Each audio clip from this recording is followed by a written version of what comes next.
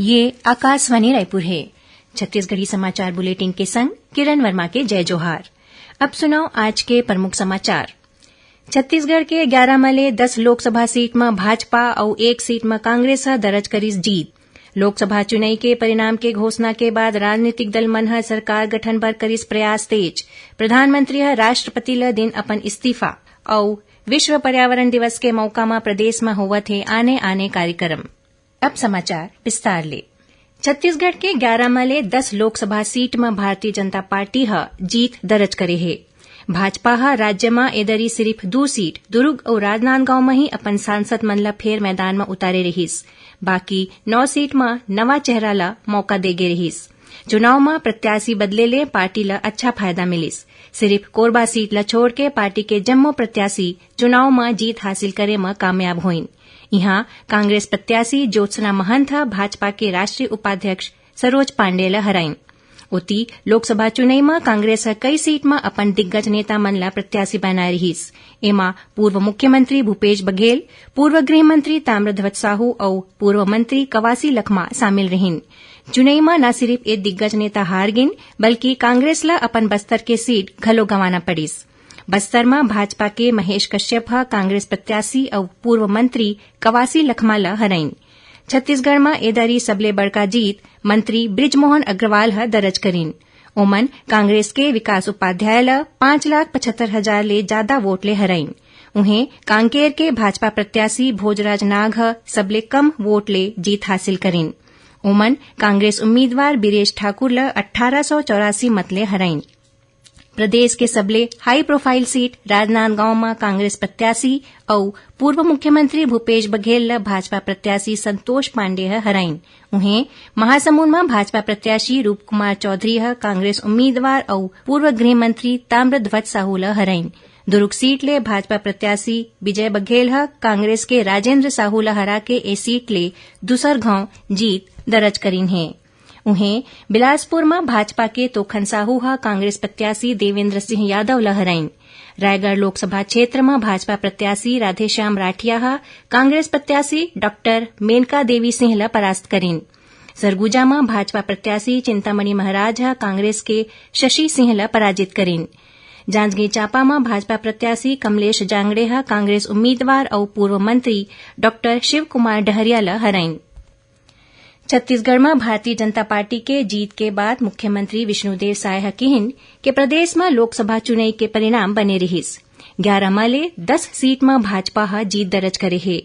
श्री साय काली संझा भाजपा मुख्यालय कुशाभाऊ ठाकरे परिसर में पत्रकार मन ले चर्चा करत छत्तीसगढ़ के जनता और भाजपा कार्यकर्ता मन के आभार जताइन।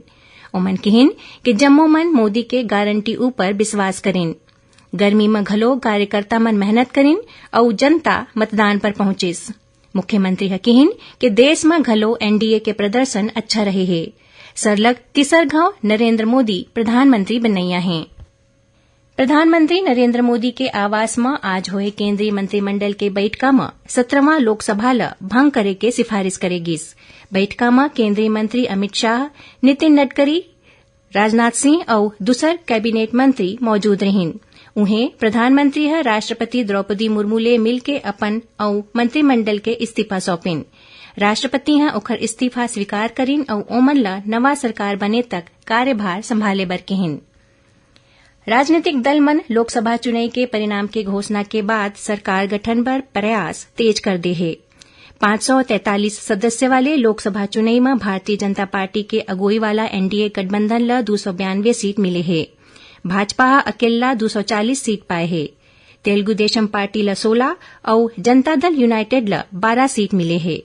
उन्हें इंडिया गठबंधन 233 सीट जीते है। दूसर के खाता में 18 सीट गे है। कांग्रेस ला 99 सीट मिले है। समाजवादी पार्टी 37 सीट जीते है जबकि तृणमूल कांग्रेस 29 और डीएमके 22 सीट में विजय पाए है। यही बीच प्रधानमंत्री नरेंद्र मोदी कहिन कि लोगन मन सरलग तीसर घाव एनडीए गठबंधन ऊपर विश्वास जताए है और ए देश के इतिहास में एक बड़का उपलब्धि हरै। ओमन जीत ला संविधान में विश्वास और सबका साथ सबका विकास के मंत्र बताइन। छत्तीसगढ़ी समाचार बुलेटिन आप मन आकाशवाणी रायपुर ले सुनत हव। छत्तीसगढ़ के खबर ले है आपके वास्ता और खबर के विश्वसनीयता ले है हमार वास्ता। आकाशवाणी समाचार रायपुर के प्रादेशिक समाचार बुलेटिन के संगे संग हमार समसामयिक कार्यक्रम आप रेडियो के संग अपन मोबाइल में घलो सुन सकत हो। आकाशवाणी समाचार फेसबुक, ट्विटर और यूट्यूब में घलो हावय। हमार फेसबुक पेज हरे Chhattisgarh news on AIR, Twitter handle CGAIR news और हमार यूट्यूब चैनल हरे छत्तीसगढ़ AIR न्यूज। तो अब रेडियो के संगे संग आपके मोबाइल के माध्यम ले हम आप तक पहुंचत हन। छत्तीसगढ़ के हर खबर पर सुनत रहो आकाशवाणी समाचार। अब आगू बढ़बो माचे समाचार कोती। आज विश्व पर्यावरण दिवस मनाए जाथे। ए दिन पर्यावरण के प्रति जागरूकता फैलाए और पर्यावरण के मुद्दा ऊपर काम करे के सेती मनाए जाथे। ए मौका में प्रधानमंत्री नरेंद्र मोदी ह बुद्ध जयंती पार्क में पौधा बोके एक पेड़ मां के नाम अभियान के शुरुआत करीन।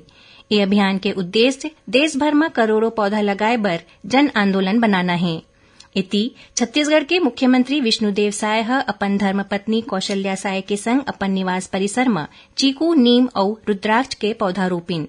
ए मौका में उमन प्रदेशवासी मन ले अपन घर और तीर तखार में पौधा लगाए और पौधा मन ला जीवित रखे के जिम्मेदारी लेके अपील करेन।